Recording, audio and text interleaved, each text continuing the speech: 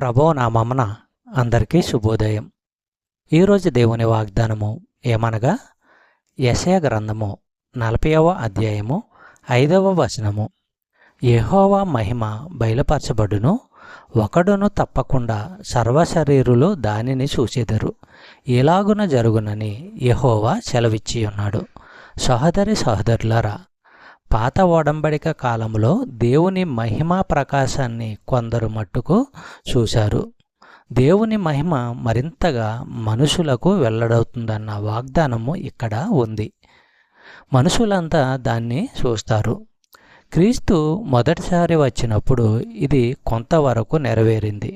అయితే ఆయన రెండవ రాకడ సమయంలో క్రీస్తు ద్వారా దేవుని మహిమా ప్రకాశము మరింత ప్రస్ఫుటంగా వెల్లడి అవుతుంది. అప్పుడు అక్షరాల ప్రతి కన్ను ఆయనను చూస్తుంది. 3వ వచనము క్రీస్తు మొదటి రాకను ప్రకటిస్తూ ఉంది. 5వ వచనము పూర్తి నెరవేర్పు ఈ యుగాంతంలో ఉంటుంది.